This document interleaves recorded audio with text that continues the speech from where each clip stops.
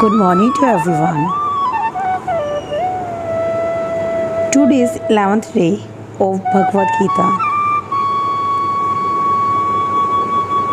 Let's get started. The devotee of the Lord are released from all kinds of sins because they eat food which is offered first for sacrifice. Others who prepare food for personal sense enjoyment. Verily, eat only sin. The devotees of the Supreme Lord or the persons who are in Krishna consciousness are called Santas, Sant, and they are always in love with the Lord as it is described in the Brahm Samhita. The Sant being always in a compact of love with the Supreme Personality of Godhead, Govind, the giver of all praises, or Mukund, the giver of liberation, or Krishna, the all-attractive person, cannot accept anything without first offering it to the Supreme Person. Therefore, such devotees always perform yajnas in different modes of devotional service, such as these performances. All yajnas keep them always aloof from all kinds of contamination of sinful association in the material world. Others who prepare food for self or sense gratification are not only thieves but also the eaters of all kinds of sins. How can a person be happy if he is both a thief and sinful? It is not possible. Therefore, in order for people to become happy in all respects, they must be taught to perform the easy process of Sankirtan Yajna in full Krishna consciousness. Otherwise, there can be no peace or happiness in the world. Verse 14. All living bodies subsist on food grains which are produced from rains. Rains are produced by performance of sacrifice, and sacrifice is born of prescribed duties.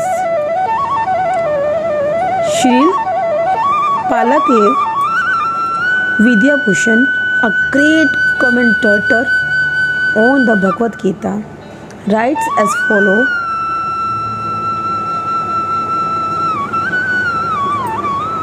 The Supreme Lord, who is known as the Yajan Prisa, or the personal beneficiary of all sacrifices, is a master of all the demigods who survey him as the different limbs of the body serve the whole. Demigods like Indra, Kendra, or Varun are appointed officers who manage material affairs, and the Veds direct sacrifices to satisfy these demigods so they may be pleased to supply air, light, and water sufficiently to produce food grains.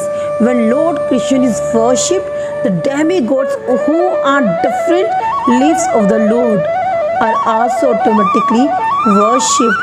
Therefore, there is no separate need to worship the demigods.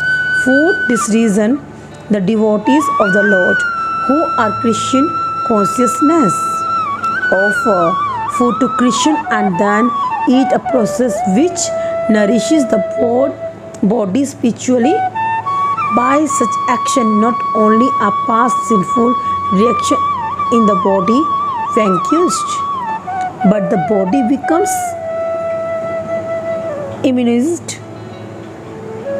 immunized to all contaminations of material nature. When there is an epidemic disease, an antiseptic vaccine protects a person from the attack of such an epidemic. Similarly, food offered to Lord Vishnu and then taken by us makes us sufficiently resistant of material affection, and who is accustomed to these practices called a devotee of the Lord. Therefore, a person in Krishna consciousness who eats only food offered to Krishna can counteract all reactions, all past material infections, which are impediments to the progress of self-realization. On the other hand, one who does not do so continues to increase the volume of sinful action, and this prepares the next body to resemble hawks and dogs, to suffer the resultant reaction of all sins. The material world is full of contaminations, and one who is immunized by accepting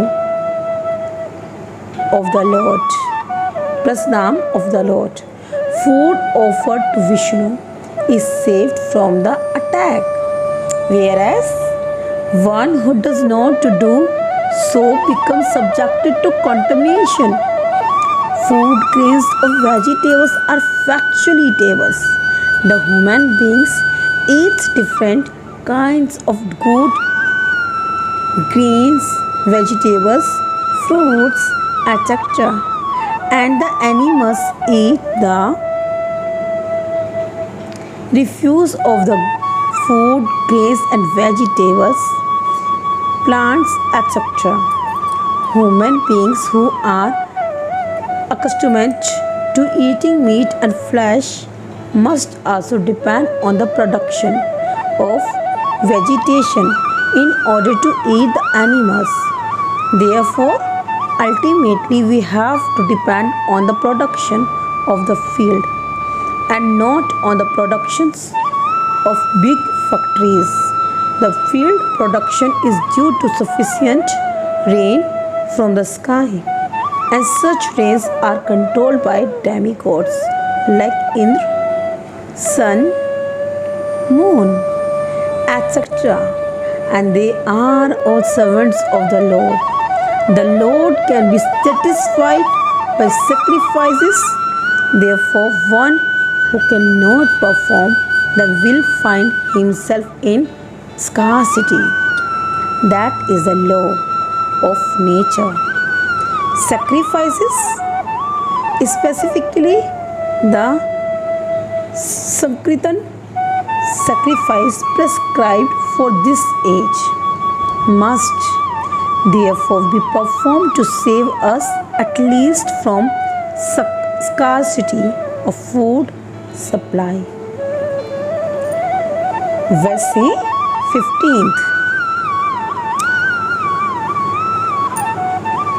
Regulated activities are prescribed in the Veds, and the Veds are directly manifested from the Supreme Personality of Godhead. Consequently, the all-pervading transcendence is eternally situated in acts of sacrifice.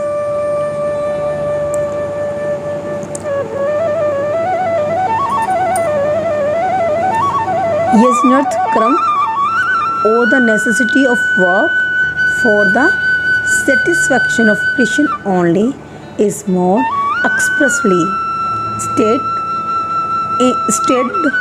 in this verse if we have to work for the satisfaction of the yajan prasa, yajan means sacrifices, Vishnu, then we must find out the direction of work in Brahman or the transcendental Veds.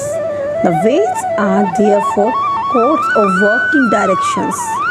Anything performed without the directions of the Veds is called vikarm or unauthorized or sinful work. Therefore, one should always take direction from the Veds to be saved from the reaction of work. As one has to work in ordinary life by the direction of the state, one similarly has to work under direction of the supreme state of the Lord.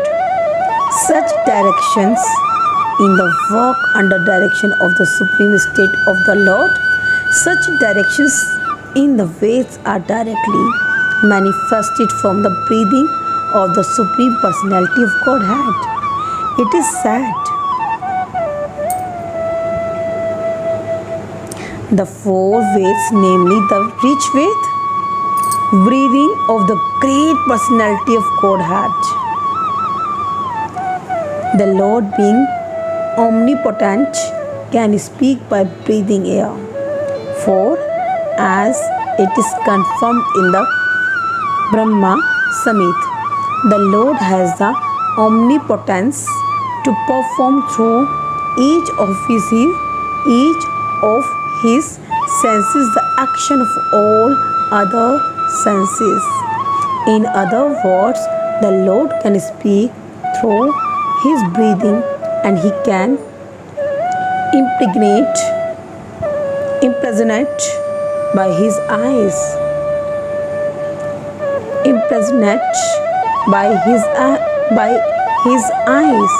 In fact, it is said that he glazed over material nature and thus fathered all living entities. After creating or impregnating the conditioned souls into the bomb of material nature, he gave his directions in the Vedic wisdom as to how such conditioned souls can return home back to Godhead. We should always remember that the conditioned souls in material nature are eager for material enjoyment, but the Vedic directions are so made that one can satisfy one's perverted desires, then returns to Godhead, having finished his so-called enjoyment. It is a chance for the conditioned souls to attain liberation. Therefore, the conditioned souls must try to follow the process of sacrifice by becoming Krishna conscious. Even those who have not followed the Vedic injunctions may adopt the principles of Krishna consciousness, and that will take the place of performance of Vedic sacrifice or crumbs. Verse 16. 1:16.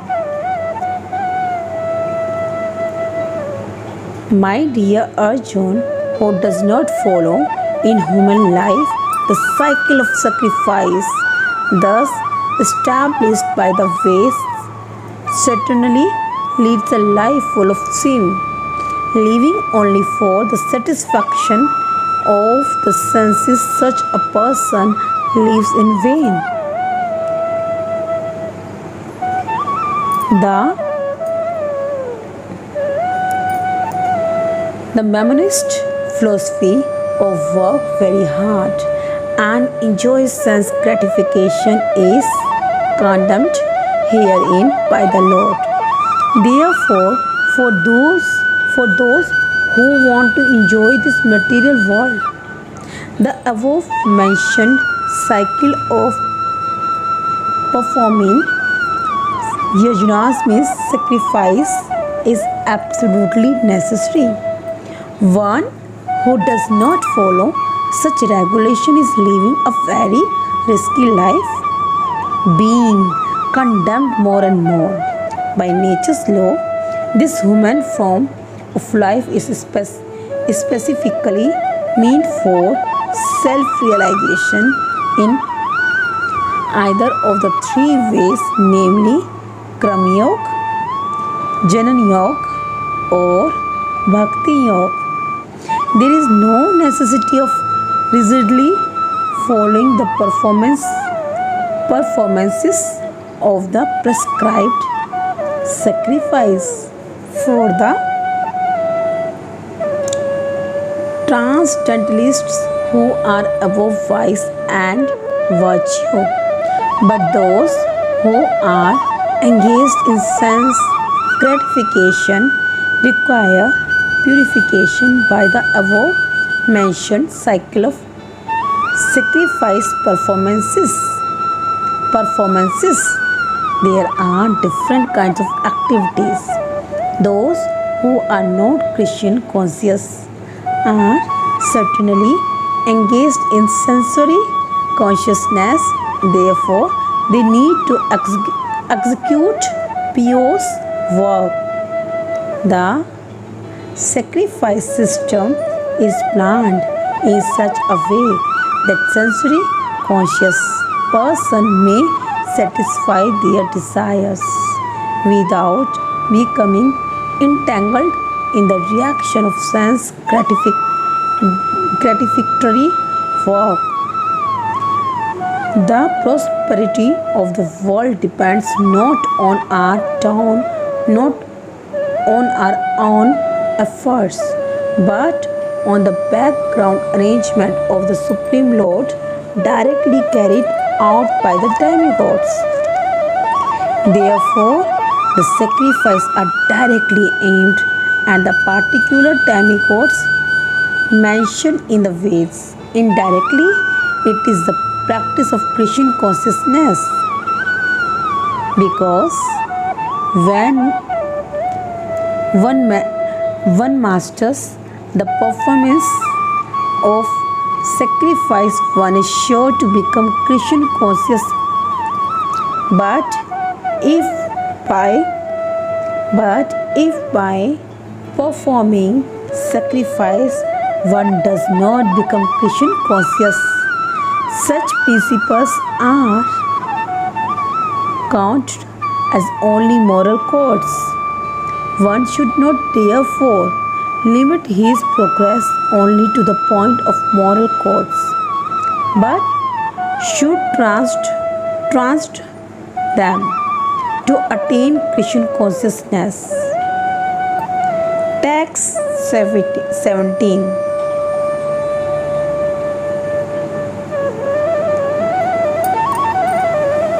But for one who takes pleasures in the self, whose human life is one self-realization, and who is satisfied in the self only, fully satiated, for him there is no duty. A person who is fully Christian conscious and is fully satisfied by his act in Christian consciousness no longer has any duty to perform. Duty due to his being Christian conscious, all impiety within is instantly cleansed, an effect of many thousands of sacrifice performances. By such clearing of consciousness, one becomes fully confident of his eternal position in relationship with the Supreme. His duty thus becomes self-illuminated by the grace of the Lord, and therefore he no longer has any obligations to the Vedic injunctions. Such a Christian conscious person is no longer interested in material activities and no longer takes pleasure in material arrangements like wine, women, and similar infatuations. Verse 18th.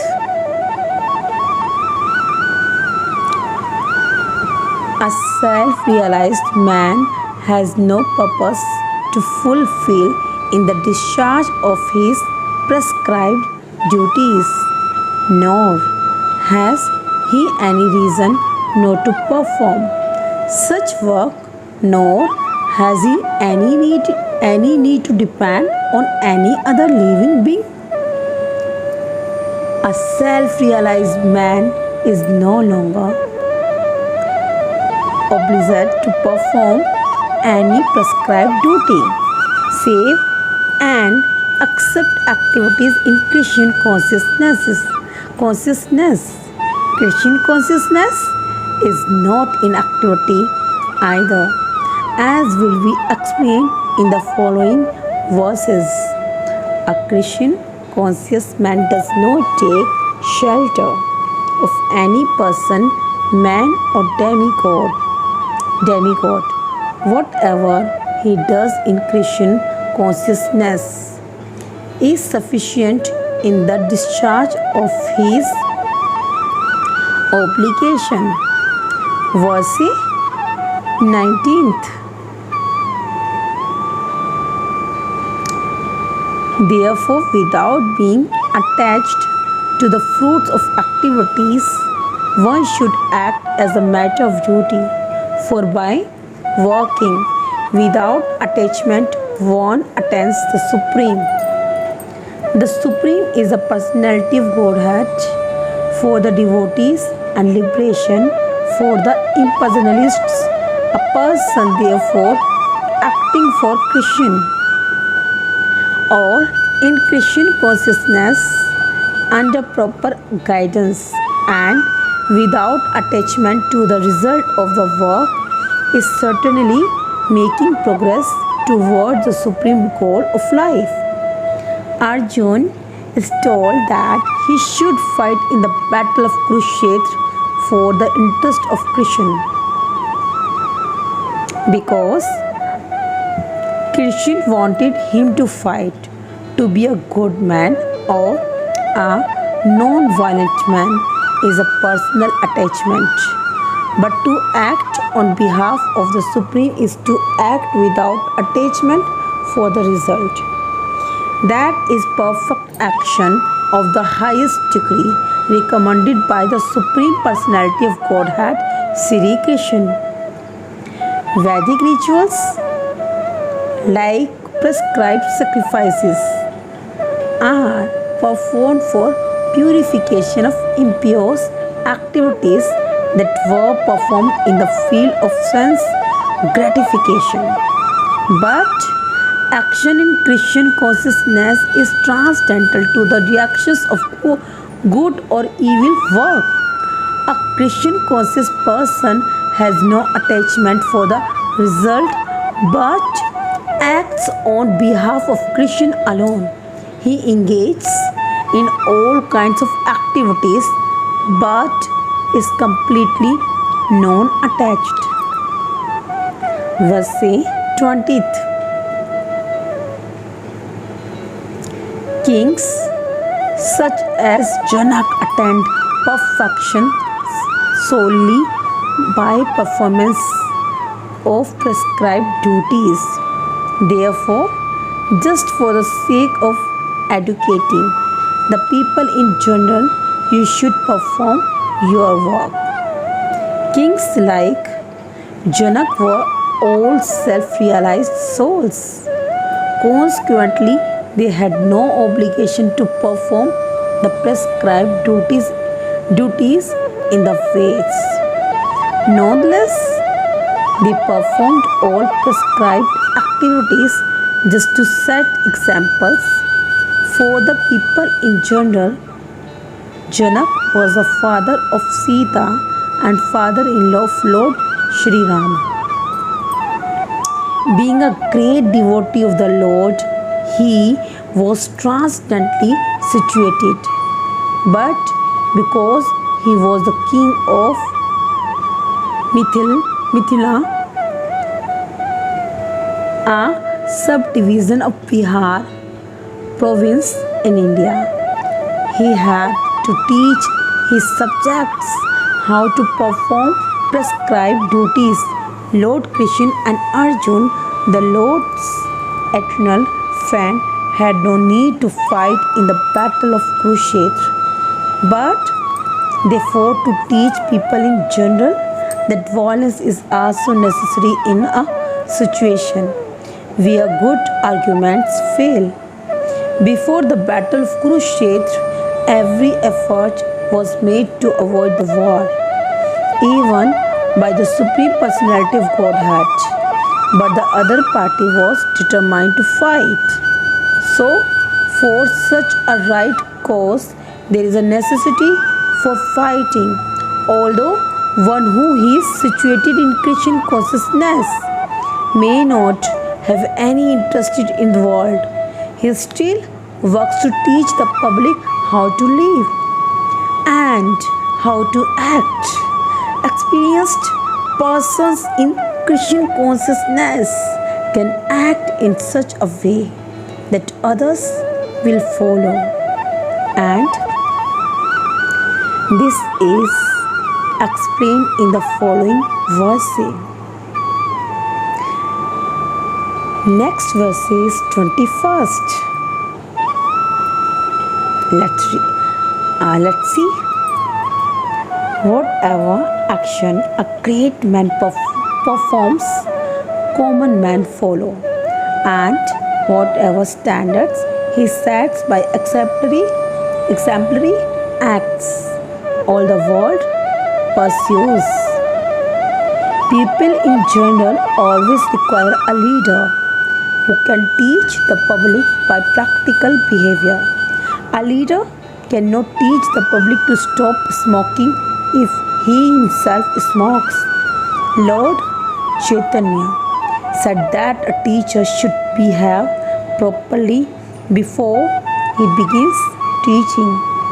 One who teaches in that way is called Acharya, or the ideal teacher.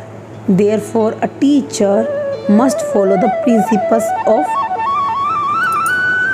Shastra, scripture, to teach the common man. The teacher cannot manufacture rules against the principles of revealed scriptures. The revealed scriptures like Manu Samhita and similar others are considered the standard books to be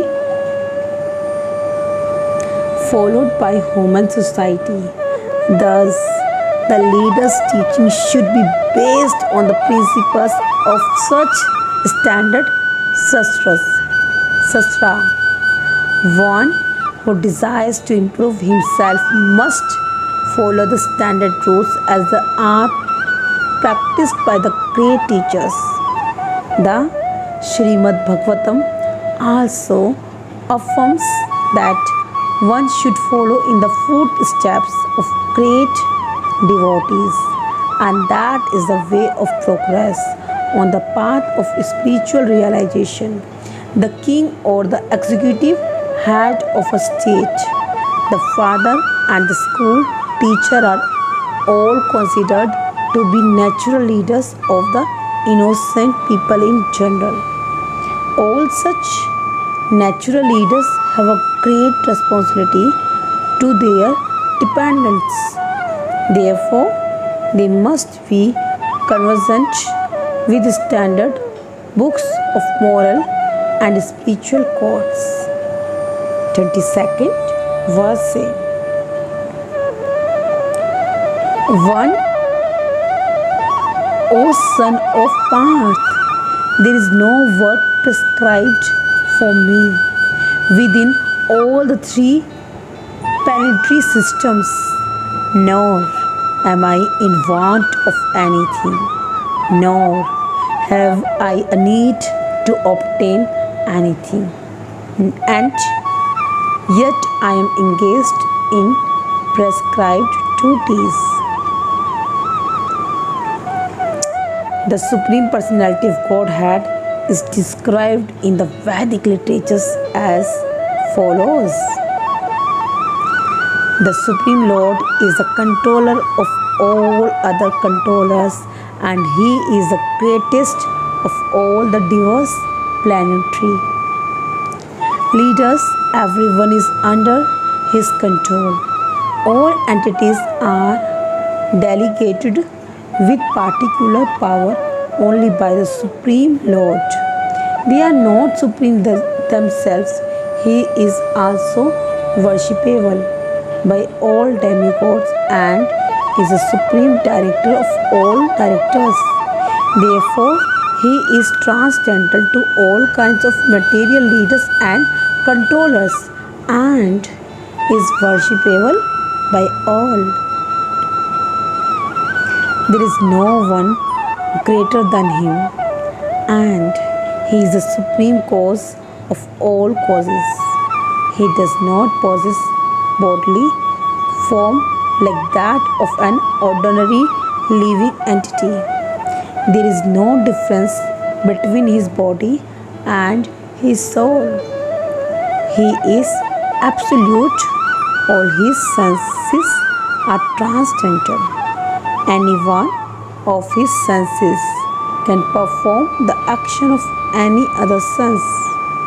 Therefore, no one is greater than Him or equal to Him. His potencies are multifarious, and thus His deeds are automatically performed as a natural sequence.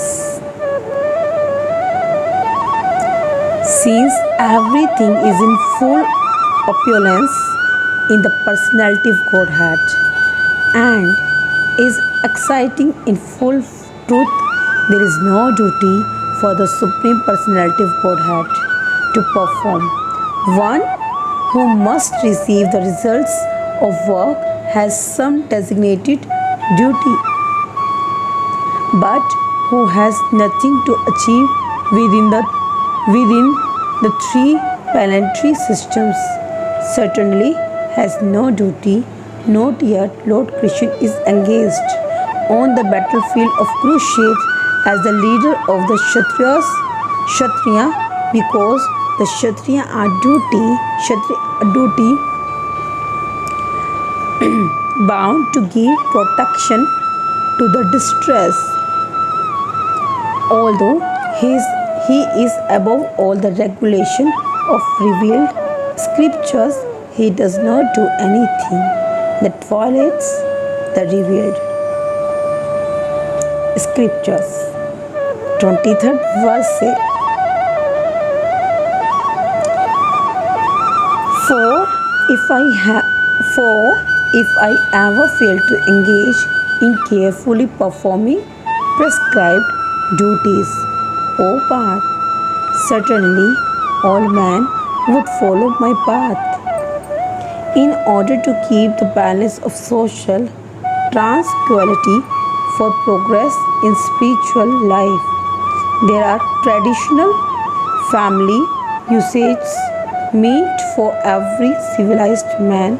Although such rules and regulations are for the conditioned souls and not Lord Krishna, because He descended to establish the principle of religion. He followed the prescribed rules. Otherwise, common man would follow in His footsteps, because He is the greatest authority.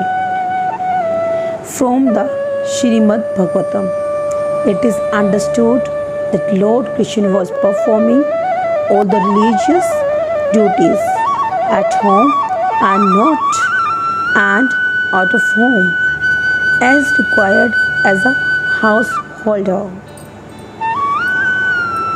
Verse 24. If I did not perform prescribed duties, all these walls would be would be put to ruination. I would be the cause of creating unwanted population, and I would thereby destroy the peace of all living beings. When second is unwanted population, which disturbs the peace of the general society. In order to check this social disturbance, there are prescribed rules and regulations by which the population can automatically become peaceful and organized for spiritual progress in life.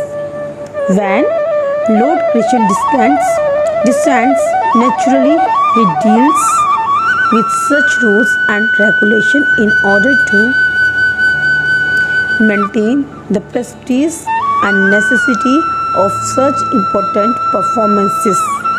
The Lord is the Father of all living entities, and if the living entities are misguided, indirected, the responsibility goes to the Lord. Therefore, whenever there is general disregard of regulative principles, the Lord Himself descends and corrects the society. We should, however, note carefully that although we have to follow in the footsteps of the Lord, we still have to remember that we cannot imitate Him. Following and imitating are not on the same level. We cannot imitate the Lord by lifting Govardhan Hill as the Lord did in His childhood. It is impossible for any human being. We have to follow His instructions, but if we may not imitate Him at any time, the Srimad Bhagavatam affirms one should simply follow the instructions of the Lord and His empowered servants. Their instructions are all good for us, and any intelligent person will perform them as instructed. However, one should guard against trying to imitate their actions. One should not try to drink the ocean of position in imitation of Lord Shiva.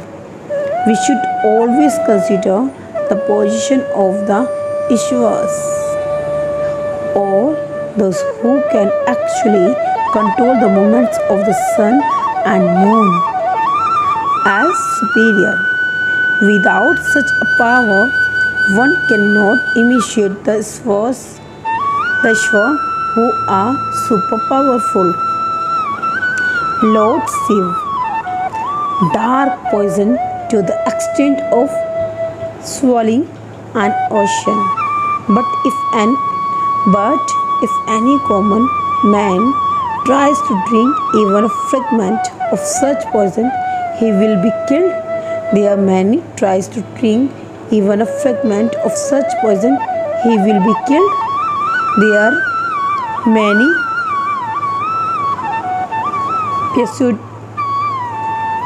pseudo devotees of Lord Shiva who want to indulge in smoking ganja,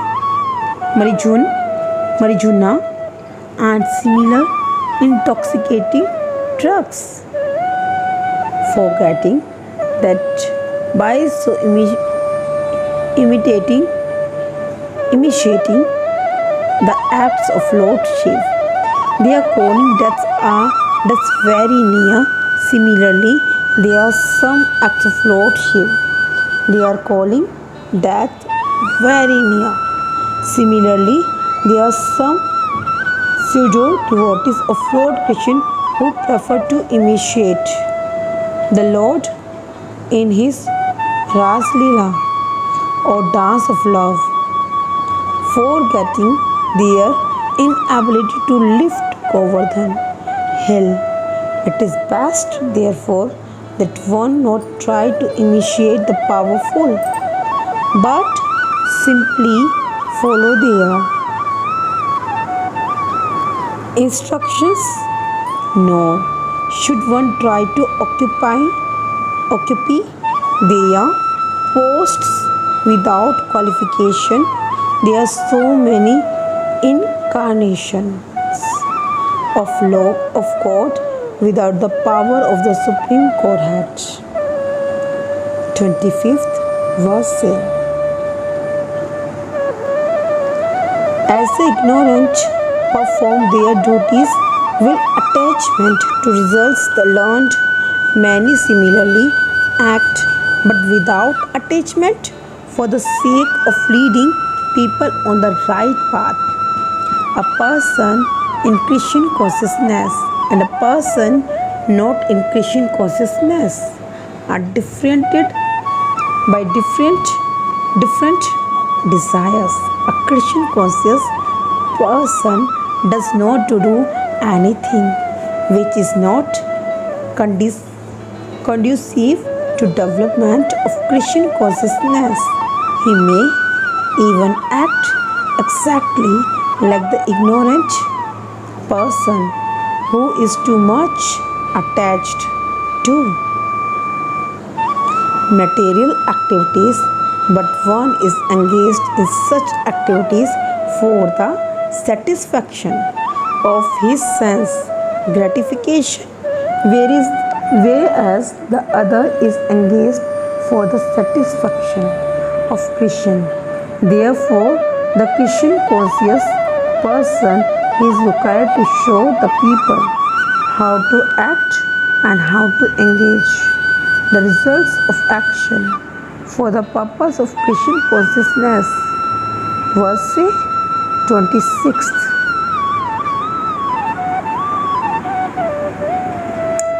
So as not to disrupt the minds of ignorant men attached to the fruitive results of prescribed duties, a learned person should not induce them to stop work.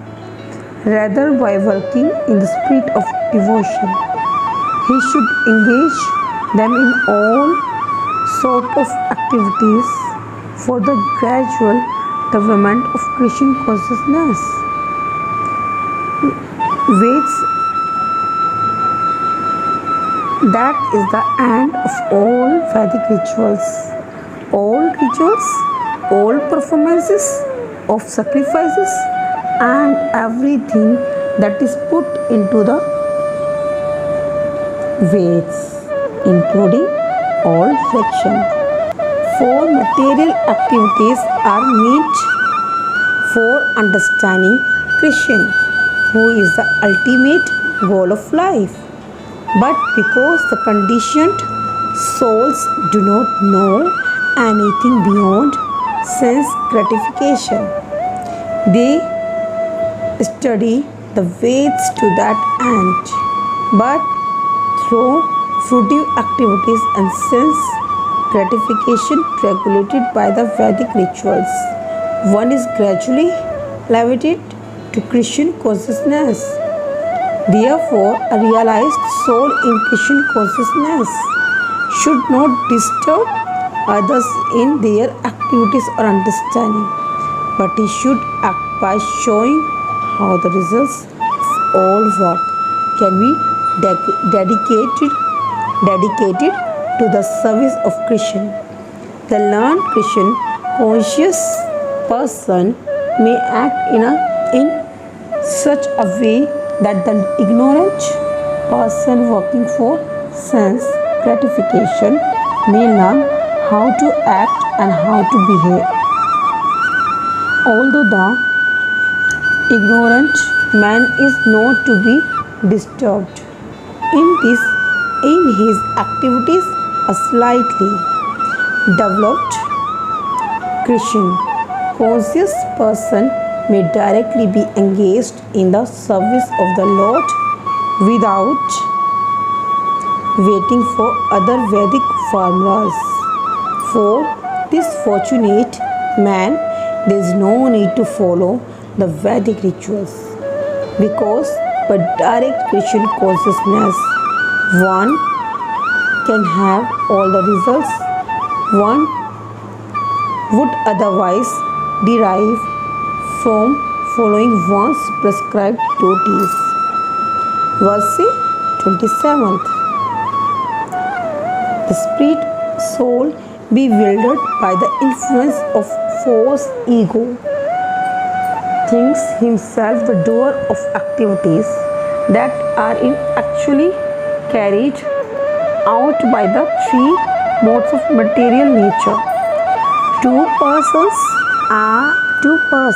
one in Christian consciousness and the other in material consciousness, working on the same level, may appear to be working on the same platform, but there is a wide gulf of difference in their respective positions. The person in material consciousness is convinced by false ego that he is the doer of everything. He does not know that the mechanisms of the body is produced by material nature, which works under the supervision of the Supreme Lord. The materialistic person has no knowledge that ultimately he is under the control of Krishna. The person in false ego takes all credit for doing everything independently, and that is a symptom of his nescience. He does not know that this gross and subtle body is the creation of material nature under the order of the Supreme Personality of Godhead, and as such, his bodily and mental activities should be engaged in the service of Krishna. In Christian consciousness, the ignorant man forgets that the Supreme Personality of Godhead is known as Rishikesh, or the master of the senses of the material body, for due to his no misuse of the senses in sense gratification, he is factually bewildered by the false ego, which makes him forget his eternal relationship with Krishna. Verse 28. One who is in knowledge of the absolute truth, Almighty, and does not engage himself in the senses and sense gratification, knowing as well the differences between work in devotion and work for fruitive results. The knower of the absolute truth is convinced of his awkward position in material association. He knows that he is part and parcel of the Supreme Personality of Godhead, Krishna, and that his position should not be in the material creation. He knows his real identity as part and parcel of the Supreme, who is eternal bliss and knowledge, and he realizes that somehow or other he is entrapped in the material conception of life. In his pure state of existence, he is meant to dovetail his activities in devotional service to the Supreme Personality of Godhead, Krishna. He therefore engages himself in the activities of Krishna consciousness and becomes naturally unattached to the activities of the material sense, which are circumstantial and temporary. He knows that his material condition of life is under the supreme control of the Lord. Consequently, he is not disturbed by all kinds of material reaction, which the considers to be which considers to be the mercy of the Lord. According to Srimad Bhagavatam, one who knows the absolute truth is three different features, namely Brahma, Paramatma, Brahma, Paramatma, and the Supreme Personality of